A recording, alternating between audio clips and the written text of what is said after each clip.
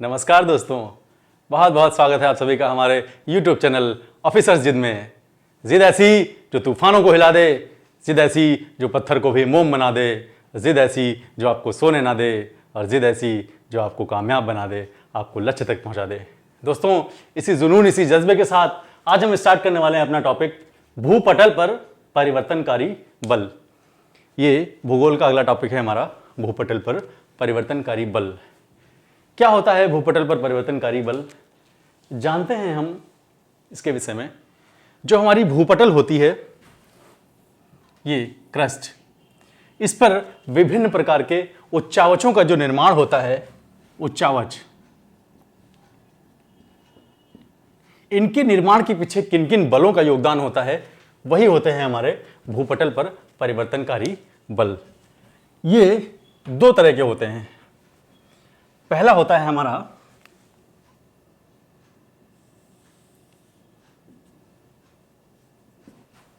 अंतर्जात बल, अंतर्जात बल, और दूसरा होता है हमारा बहिर्जात बल, बहिर्जात बल। जैसा कि नाम से ही पता चल रहा है, अंतर्जात बल कुछ ना कुछ अंदर से लगने वाले बल, और बहिर्जात बल मतलब होता है कि जो बाहर से, ऐसे कोई कारक जो बाहर से बल लगाएं, उनको हम बहिर्जात बल बोलेंगे। इसको हम इंडोजेनेटिक भी बोलते हैं, इंडोजेनेटिक, और ये हमारा एक्सोजेनेटिक होता है। दो तरह के बल हमारे होते हैं, अंतर्जात बल और बहिर्जात बल। बात करते हैं अंतर्जात बल की।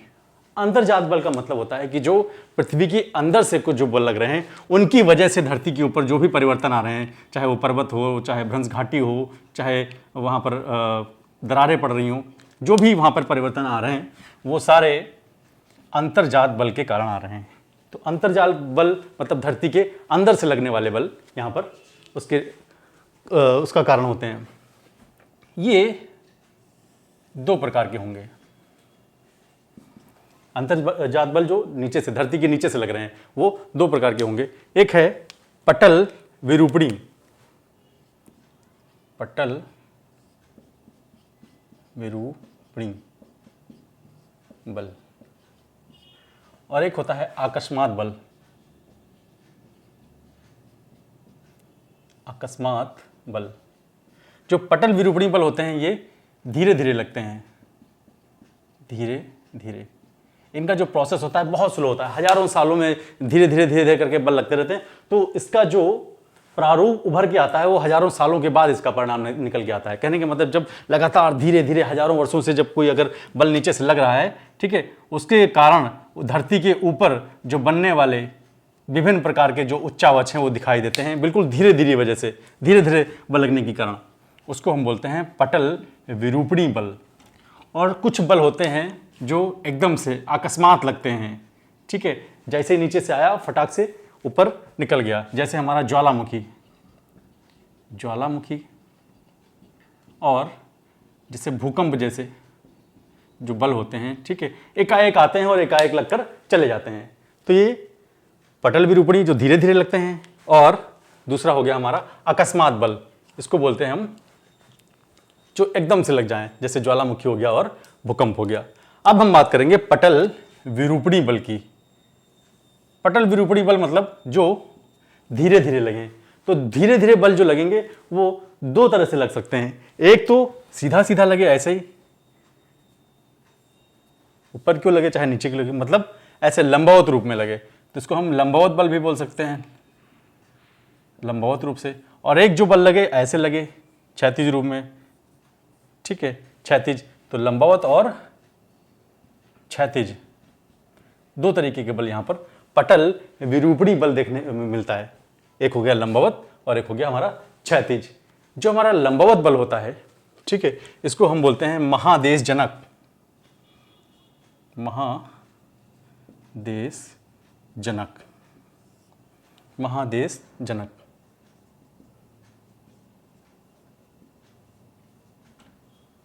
एपिरोजेनेटिक इसको बोलते हैं। और जो क्षैतिज बल होते हैं, इसको हम बोलते हैं पर्वत निर्माणकारी, पर्वत निर्माणकारी बल, इसको हम बोलते हैं ओरोजेनेटिक। ठीक है, तो एपिरोजेनेटिक और ओरोजेनेटिक। अब बात करते हैं महादेश जनक बल। तो यहां पर देखा हमने जो पटल विरूपणी बल था तो धीरे धीरे लग रहे थे, ठीक है, वो दो तरीके के हो गए, एक लंबवत हो गया और एक क्षैतिज हो गया। लंबवत का मतलब जो ऐसे सीधा सीधा लगे, सीधा सीधा, और जो क्षैतिज होगा वो ऐसे क्षैतिज रूप में लगेगा, क्षैतिज रूप में। ठीक है, तो लंबवत बल अब कैसे होंगे, दो तरीके के होंगे।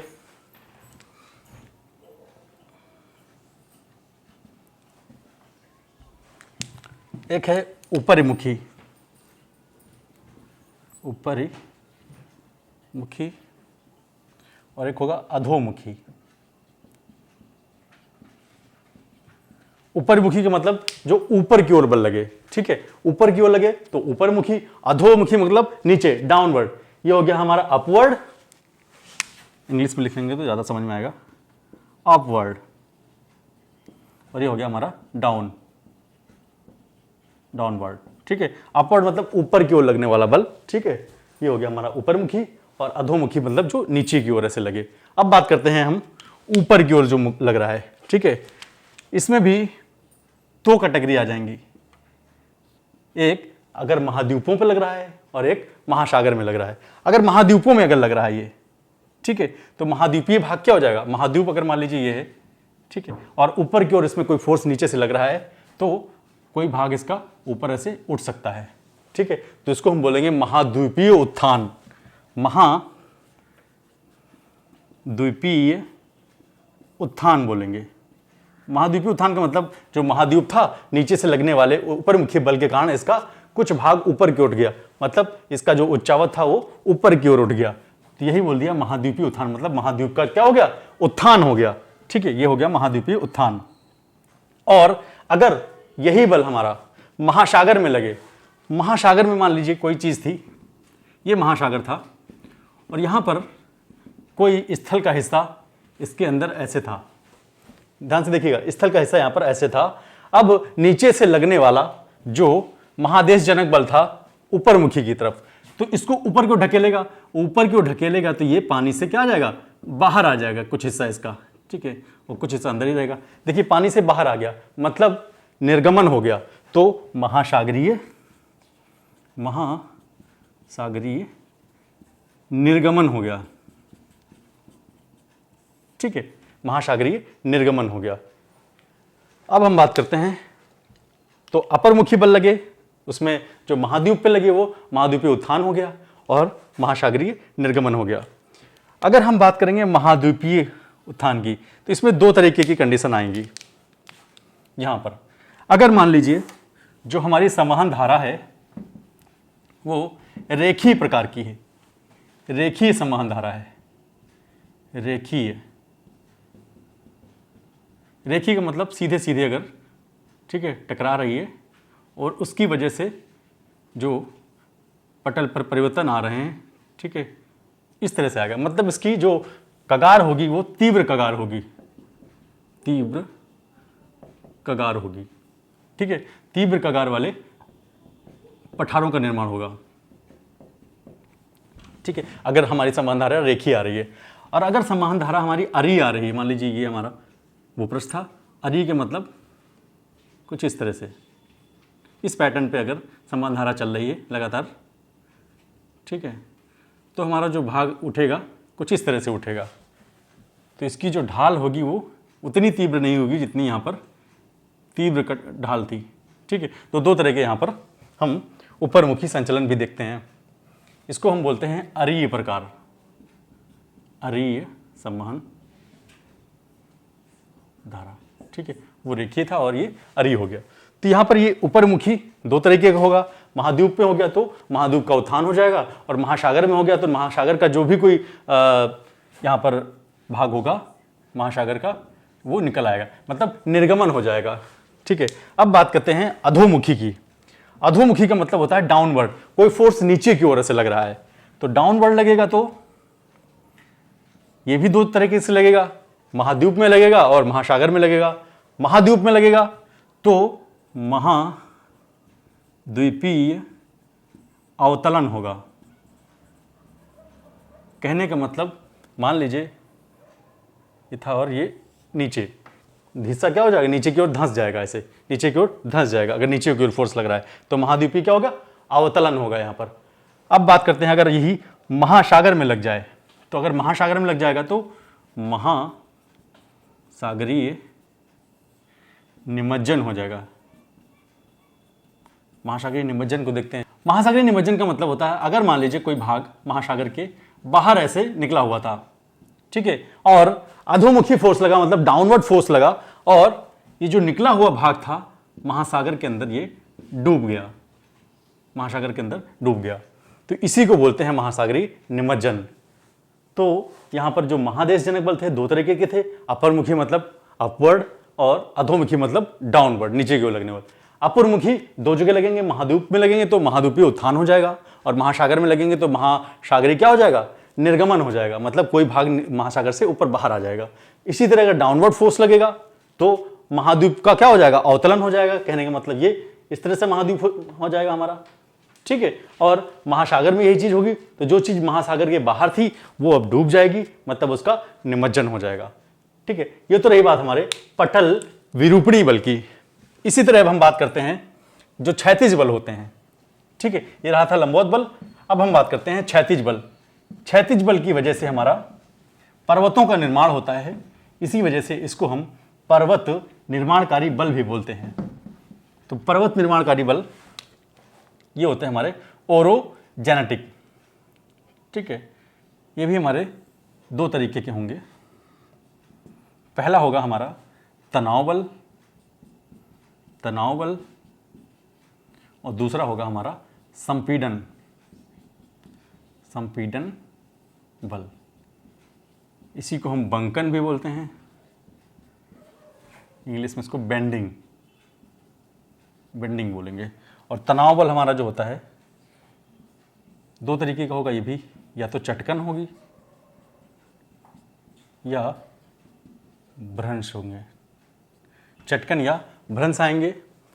तनाव बल अपसारी बल होते हैं, अपसारी बल होते हैं, और जो संपीड़न बल होते हैं वो अभिसारी बल होते हैं, अभिसारी बल होते हैं।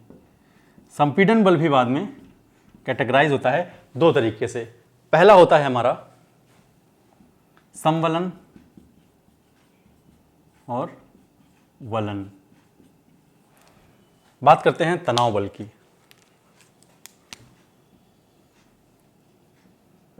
तनाव मूलक बल या तनाव बल ये होता है अपसारी बल।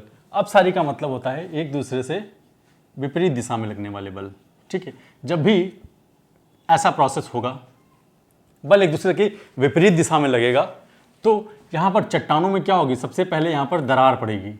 चट्टानों में जब दरार आएगी, ठीक है, और समय के साथ ये दरार क्या होगी, बढ़ेगी, ठीक है। पहले यहां पर चटकन आएगी, चिटक जाएगा, उसके बाद यहां पर समय के साथ ये दरार बढ़ जाएगी। इसी बढ़ी हुई दरार को ही हम क्या कहते हैं, भ्रंश बोलते हैं, ठीक है। यहां पर मान लीजिए दरार हो गई और दरार के सहारे यहां पर ये गैप आ गया, इसी गैप को हम बोलते हैं भ्रंश, ठीक है। और ये हो गई हमारी चटकन, भ्रंश और चटकन। अभी बाद में बात करेंगे कैसे भ्रंशों के सहारे हमारे पर्वतों का निर्माण होता है। थोड़ा सा देख लेते हैं। मान लीजिए कोई ये चट्टान थी, इसमें चटकन हुई दो तीन जगह पर। इस चटकन की वजह से मान लीजिए ये वाला हिस्सा इधर से भी चिटक गया और इधर से भी चिटक गया। दोनों तरफ से चिटकने की वजह से चिटकन के सहारे वो नीचे क्या हो गया, खिसक गया। चिटकन के सहारे नीचे खिसक गया। अब इसको खिसका देते हैं चिटकन के सहारे नीचे। मान लीजिए चिटकन के सहारे ये वाला हिस्सा नीचे खिसक गया और जो इधर वाला हिस्सा था ये मेंटेन रहा। बीच वाला हिस्सा नीचे धंस गया चटकन के सहारे, भ्रंश के सहारे। इस भ्रंश के सहारे ये वाला हिस्सा नीचे धंस गया। जब ये नीचे धंस गया तो यहाँ पर ये घाटी बन गई, गहरा गड्ढा हो गया, मतलब घाटी बन गई। इसी को हम बोलते हैं भ्रंश घाटी, भ्रंश घाटी, ठीक है, और ये जो पर्वत रहेंगे इधर उधर, ठीक है, चूंकि ये पर्वत वास्तविक पर्वत नहीं है, केवल और केवल भ्रंश की वजह से लग रहा है। मान लीजिए कोई चीज़ धंस गई तो दो जो उठे भाग होंगे वो काफ़ी ऊंचे लगेंगे देखने में इसकी तुलना में, ठीक है। तो जो ये ऊंचे लगेंगे इसी को हम बोल देंगे कि ये क्या हो गए, पर्वत हैं। कौन से पर्वत होंगे, ब्लॉक पर्वत हैं, ठीक है। अभी हम जब पर्वत निर्माणकारी घटनाएं पढ़ेंगे तो उसमें ये सारी चीज़ें हम डिस्कस करने वाले हैं। अभी हम देख लेते हैं कैसे भ्रंशों के सहारे पर्वतों का निर्माण होता है। तो इसी तरह भ्रंशों के सहारे यहाँ पर दरार आई, चिटकन आई और यहाँ पर भ्रंशों का निर्माण हुआ। तो दो बल लग रहे थे एक दूसरे से विपरीत अवस्था में, और इसकी वजह से चटकन आई, चटकन की वजह से दरार हुई, और दरार जब चौड़ी हुई तो वहाँ पर भ्रंश हुई, और भ्रंशों के सहारे वहाँ पर जो चट्टानें थी वो खिसक गई, खिसकने की वजह से वहाँ पर ब्लॉक पर्वत और ये भ्रंश घाटी का निर्माण हो गया। ये तो रही बात हमारे तनाव बल की। अब सारी बल, अब बात करते हैं संपीड़न बल की। संपीड़न,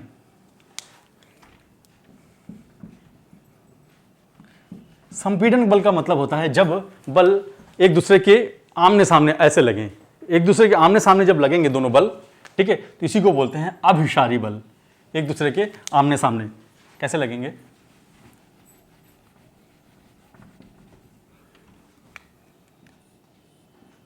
इधर से और इधर से, ठीक है। मान लीजिए चट्टान थी और इसी चट्टान में एक दूसरे के आमने सामने से बल लग रहे हैं। जब आमने सामने कोई जब बल लगते हैं, ठीक है, तो उसकी वजह से क्या होता है,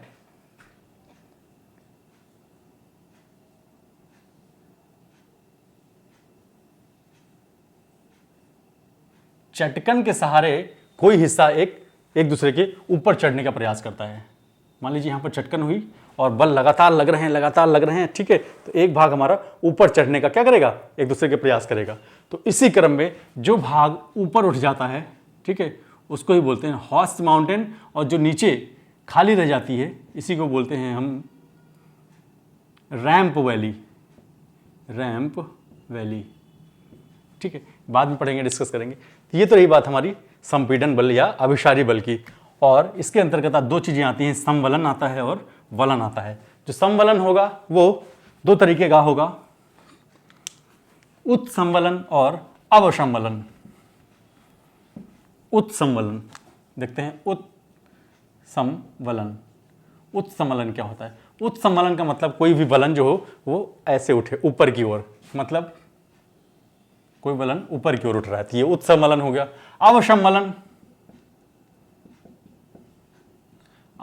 जो होगा वो नीचे की ओर धंसाव रहेगा, ठीक है। और जब हम वलन की बात करेंगे तो यहां पर ये फोल्ड पड़ेंगे।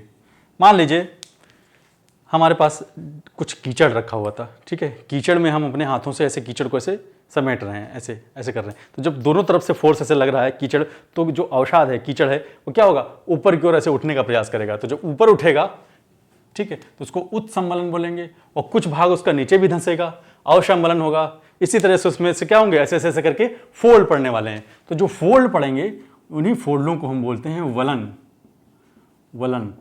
और इसी निर्माण प्रक्रिया के द्वारा अगर किसी पर्वत का निर्माण होता है तो उसी पर्वत को हम बोलते हैं वलित पर्वत, फोल्डेड माउंटेन। क्या बोलते हैं, वलित पर्वत बोलते हैं, ठीक है। इसका जो एग्जाम्पल है अपने भारत में एक हिमालय पर्वत है।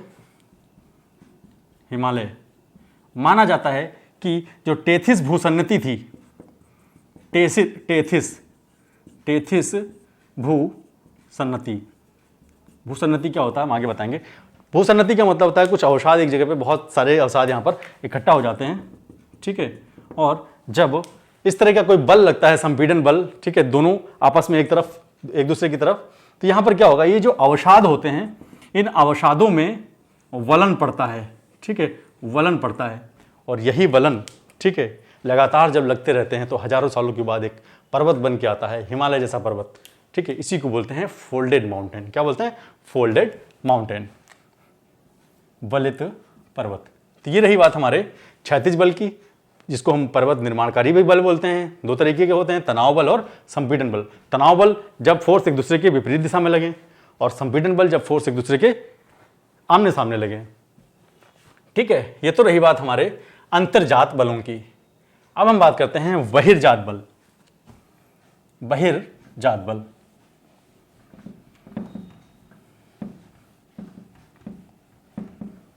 बहिर्जात बलों में क्या होता है देख लेते हैं।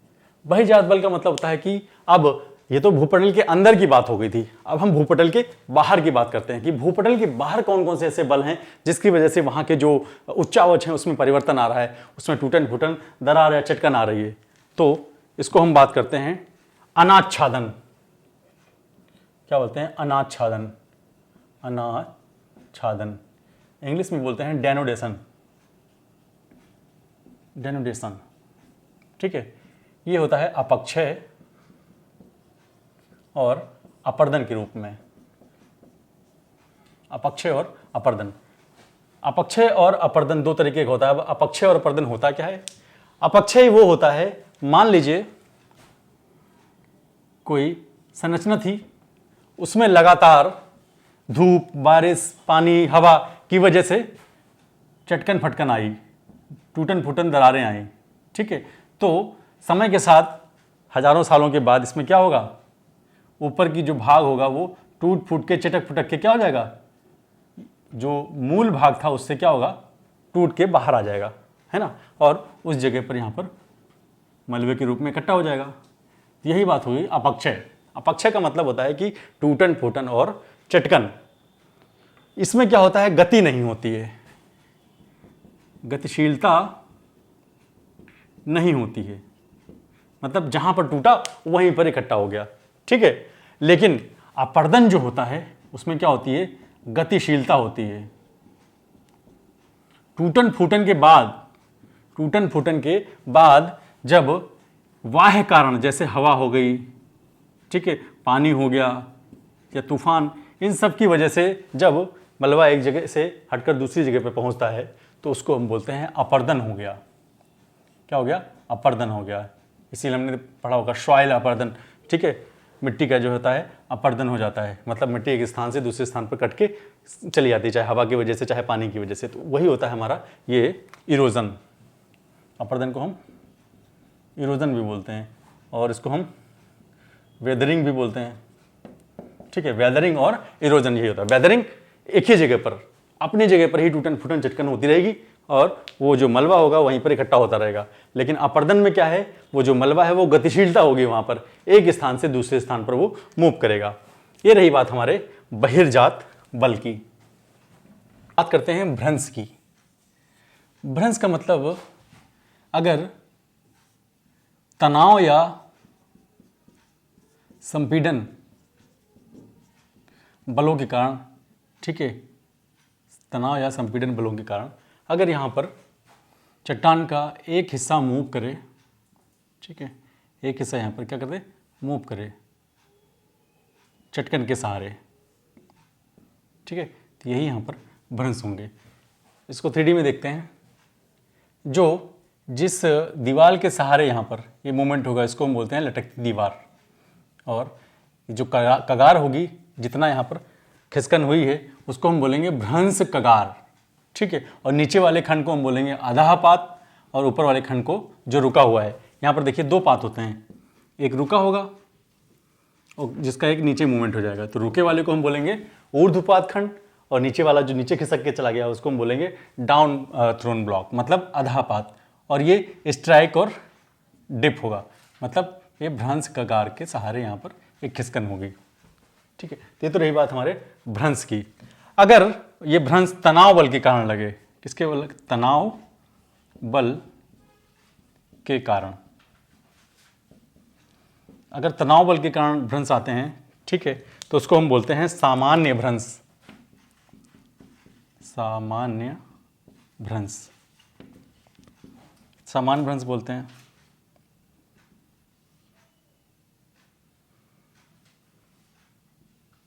इस तरह से ये जो भ्रंश होगा हमारा तनाव बल के कारण आ रहा है। कैसे?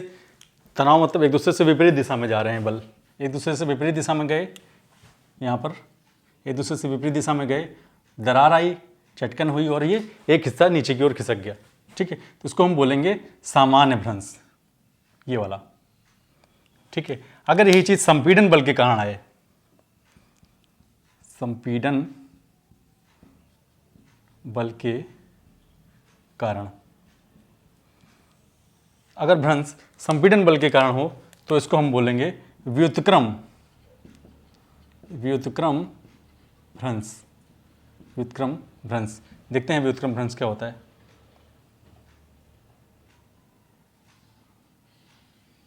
इस तरह से मान लीजिए कोई चट्टान थी, इसमें संपीड़न बल आया, ठीक है। जब संपीड़न मतलब एक दूसरे की तरफ आया बल, ठीक है, तो इसमें क्या होगा, एक ग्रीवा खंड ऊपर उठ गया और दूसरा अपनी जगह पर रहा। इस तरह यहाँ पर दरार के सहारे जो हिस्सा ऊपर उठ गया है ना, और एक हिस्सा ये नीचे रहा। तो ये जो इसकी वजह से जो भ्रंश होगा उसको हम बोलेंगे व्युत्क्रम भ्रंश, संपीड़न बल के कारण। अगर क्षैतिज भ्रंश मतलब भ्रंश तल के सहारे, भ्रंश तल के सहारे,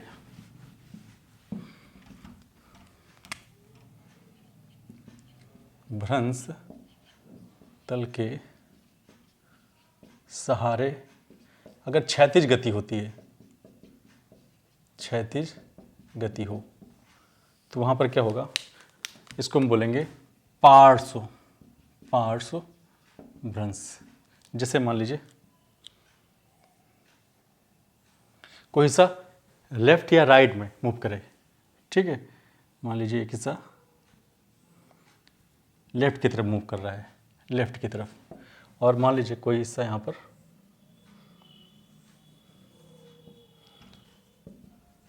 राइट की तरफ मूव कर रहा है। तो जो राइट की तरफ मूव करेगा उसको हम बोलेंगे डेक्स्ट्रल, और जो लेफ्ट की तरफ मूव करेगा उसको हम बोलेंगे सिनिस्ट्रल, ठीक है। ये सिनिस्ट्रल हो जाएगा और ये डेक्स्ट्रल हो जाएगा। भ्रंश तल के सहारे मतलब क्षैतिज रूप में ऐसे मूवमेंट हो रहा है ना। तो क्षैतिज मतलब अगर लेफ्ट साइड में मूव कर रहा है तो वहां पर हमारा सिनिस्ट्रल हो जाएगा, और राइट साइड में कोई खंड मूव कर रहा है तो वो डेक्स्ट्रल हो जाएगा। ये तो रही बात हमारा भ्रंश की। अब बात करते हैं भ्रंश घाटी। भ्रंश घाटी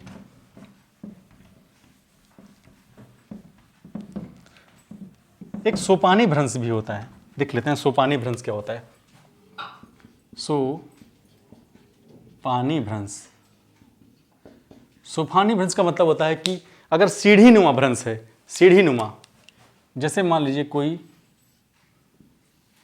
चट्टान थी, इसमें कई जगह पर यहाँ पर चिटकन हुई, ठीक है।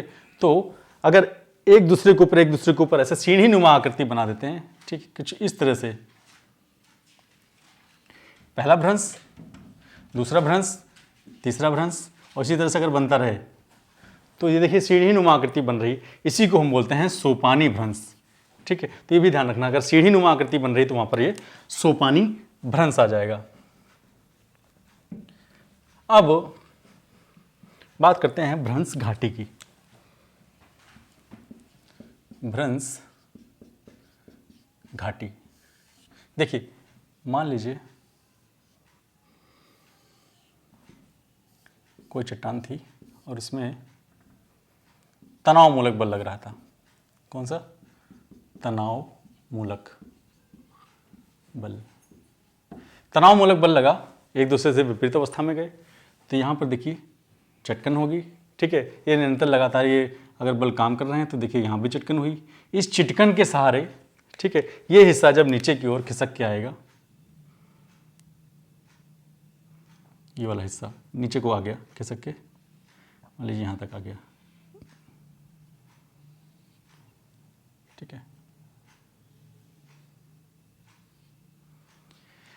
अब देखिए ये वाला हिस्सा तो अपनी जगह पर खड़ा रहा, ये वाला, लेकिन ये हिस्सा हमारा क्या होगा, खसक के नीचे आ गया। तो जो नीचे आ गया है तो कहीं ना कहीं ये गहरा भाग हो जाएगा, इसी को हम बोलते हैं भ्रंश घाटी। भ्रंश घाटी, ठीक है। रिफ्ट वैली, रिफ्ट वैली, ठीक है। और ये ब्लॉक माउंटेन्स होते हैं हमारे, ब्लॉक माउंटेन्स, ठीक है, जो उठा भाग रहा वो ब्लॉक माउंटेन हो गया, जो धंस गया वो हमारी रिफ्ट वैली या भ्रंश घाटी हो गई। अच्छा, ये तो रही बात हमारी तनाव मूलक बल के कारण, तनाव बल के कारण। कुछ वैज्ञानिक जैसे हमारे बुलार्ड साहब हैं, बुलार्ड, ठीक है, इन्होंने बताया कि भ्रंश घाटी का निर्माण संपीड़न बल के कारण भी हो सकता है। कैसे? मान लीजिए कोई चट्टान थी और उस पर एक दूसरे की तरफ, ठीक है, अभिसारी बल लग रहे हैं। अभिसारी बल लगने के कारण, ठीक है, यहां पर भ्रंशों के सहारे एक चट्टान दूसरे के ऊपर क्या हो गई, ऐसे चढ़ गई। चढ़ा देते हैं इसको, और दूसरा वाला ये रहा। देखिए, एक चट्टान दूसरे के ऊपर ऐसे क्या हो गई, चढ़ गई। एक दूसरे की तरफ ऐसे फोर्स लग रहे थे, ठीक है, फोर्स अगर लगा, ठीक है, तो चटकन के सहारे एक चट्टान दूसरे के ऊपर ऐसे चढ़ गई। मान लीजिए फोर्स निरंतर लग ही रहा है, संपीड़न बल, और यहां भी ऐसा कुछ भ्रंश वाला, ठीक है, यहां पर भी भ्रंश उत्पन्न हो गया। जब इस जगह भ्रंश उत्पन्न हुआ तो ये वाली भी चट्टान क्या हो गई,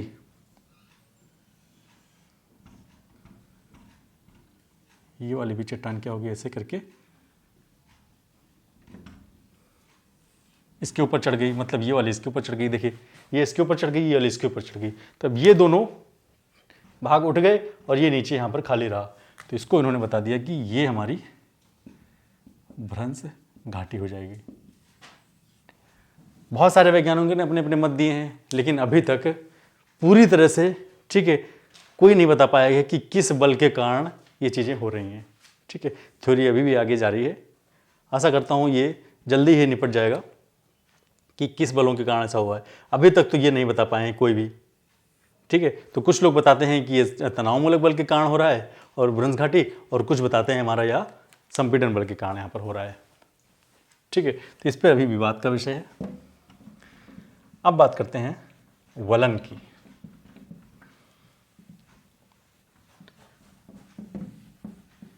वलन से पहले एक चीज़ और देख लेते हैं। मान लीजिए ये चट्टान थी और इसमें हमारा संपीड़न बल लग रहा था इस तरह से। ठीक है, चटकन हुई और चटकन के सहारे ये भाग क्या हो गया, बीच वाला ऊपर उठ गया। चटकन के सहारे ये बीच का भाग ऊपर उठ गया। मान लीजिए एक और चटकन हुई इस तरह से, दूसरा भाग भी ऐसे करके उठ गया। इस तरह से हमारा कुछ आकृति ऐसे बन गई। तो देखिए दो भाग ऊपर उठ गए, इसको हम बोलते हैं हॉर्स्ट माउंटेन, हॉर्स्ट पर्वत। ठीक है, और चूंकि ये घाटी की तरह यहाँ पर शो होगी, इसको हम बोल देंगे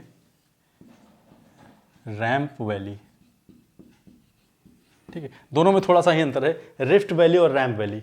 देखने में जो आकृति है वो सेम ही है, बस केवल इसके जो बल लग रहे हैं उन्हीं में डिफरेंस है।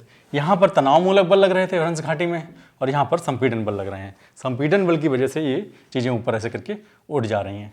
ठीक है, तो दोनों में केवल और केवल यही अंतर है। अगर आप देखेंगे देखने में एक जैसी लगेंगे, ये हॉर्स माउंटेन और ब्लॉक माउंटेन, रिफ्ट घाटी और ये रैम वैली, दोनों एक ही जैसे लगेंगे, लेकिन दोनों में जो बल लग रहे हैं, एक में तनाव मूलक लग रहा है और एक में संपीड़न बल लग रहे हैं। तो ये यहाँ पर थोड़ा सा अंतर का विषय हो जाता है। अब बात करते हैं वलन की। जब संपीड़न बल लगते हैं, वलन, ठीक है, तो फोल्ड पड़ते हैं कुछ इस तरह से। ये मान लीजिए अच्छे है, इसको बोलते हैं अवनति। ठीक है, ये हो गया अभिनति। जो हिस्सा ऊपर उठ गया वो हो गया अवनति, जो हिस्सा नीचे धंस गया वो हो गया हमारा अभिनति। ठीक है, अक्ष के सहारे, इसको हम एक्सेस बोलते हैं, अक्ष बोलेंगे। एक्सेस के सहारे जो भाग ऊपर ऐसे उठ गया वो अवनति हो गया और नीचे वाला हिस्सा हमारा अभिनति हो गया। ये हो गए हमारे वलन, फोल्ड।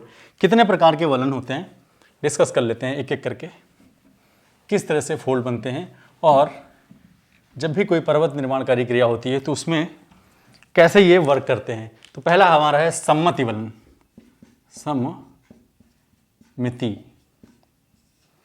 वलन। एक एक करके डिस्कस करते हैं। पहला है सम्मिति वलन। सम्मिति वलन का मतलब होता है जब जो ऊपर उठ रहा है वलन, दोनों भुजाएं जब, ठीक है, एक सिमेट्रिकल होती हैं, दोनों भुजाएं सिमेट्रिकल है, मतलब अक्ष के सहारे जो जितना भाग इधर है उतना ही भाग इधर होगा, ठीक है। ये मान लीजिए ये भुजा है,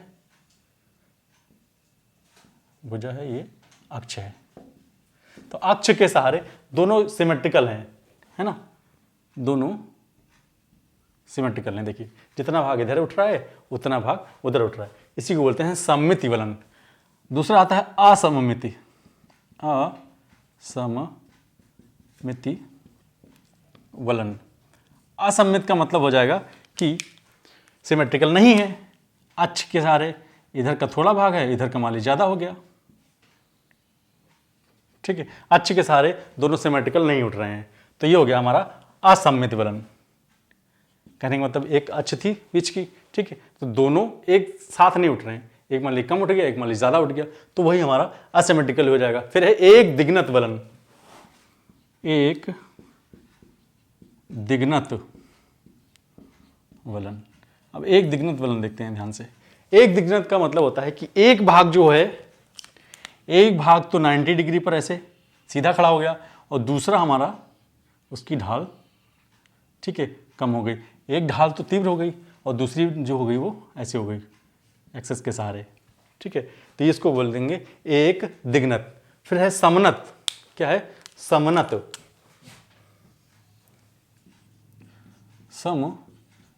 समनत वलन।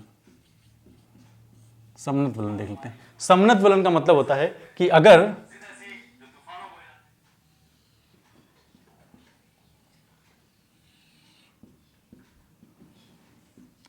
एक्सिस के सहारे, ठीक है, एक दूसरे के क्या हैं तो सीध में, लेकिन एक्सिस के क्षैतिज ना होकर, ठीक है, कुछ इस तरह की सिमेट्रिकल बन रहा है, तो ये हमारा समनत वलन हो जाता है, ठीक है। एक होता है परिबलित।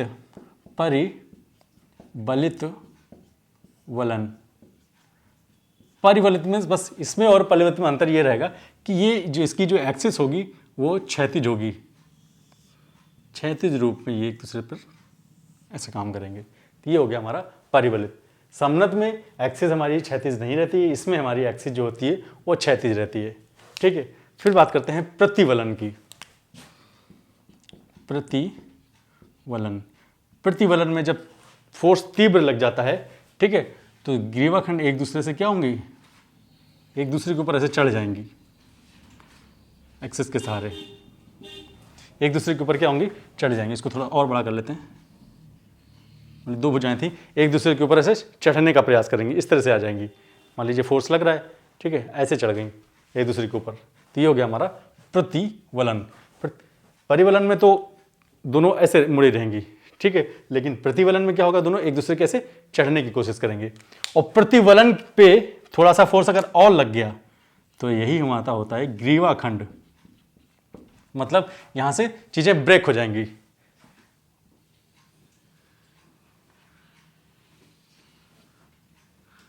ठीक है। और ये एक्सिस के सहारे जब दूसरे ऊपर चढ़ गई और बलन लग गया तो क्या हो गया, ये टूट गया यहां से, तो टूट गया तो इसी को हम ग्रीवाखंड बोलेंगे। इसी को हम नापे भी बोलते हैं, नापे या ग्रीवाखंड बोलते हैं। तो सममित वलन दोनों सिमेट्रिकल हैं, असममित वलन दोनों सिमेट्रिकल नहीं हैं। एक दिन में मतलब एक भुजा तो 90 डिग्री पे खड़ी है और दूसरी हमारी क्या है, उसकी ढाल कम है। तीसरा होगा समनत वलन। समनत में कुछ इस तरह से एक्सिस के सहारे बनेगी और परिबलित में एक्सिस जो होगी हमारी वो क्षैतिज रूप में होगी, ठीक है, और इस क्षैतिज के रूप के दोनों एक दूसरे के समांतर ऐसे रहेंगे।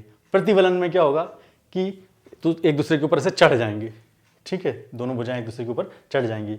और ग्रीवाखंड में चढ़ने के बाद फोर्स अगर और लग गया, मान लीजिए फोर्स और लग गया, तो उस कंडीशन में क्या होगा, ठीक है, इसमें टूटन हो सकती है, टूट सकती है। अगर टूट जा रही है तो उसी को हम एक ग्रीवाखंड बोलेंगे, इसी को हम नापे बोलते हैं, ठीक है। तो ये रही बात हमारे भ्रंश और वलन की। आशा करता हूँ दोस्तों आज की वीडियो आपको अच्छी लगी होगी। अगर अच्छी लगी हो तो please like, share, comment, subscribe ज़रूर कर दीजिए और नोटिफिकेशन बेल आइकन दबा दीजिए ताकि आपको हमारे वीडियो समय समय पर मिलते रहें। बहुत बहुत धन्यवाद।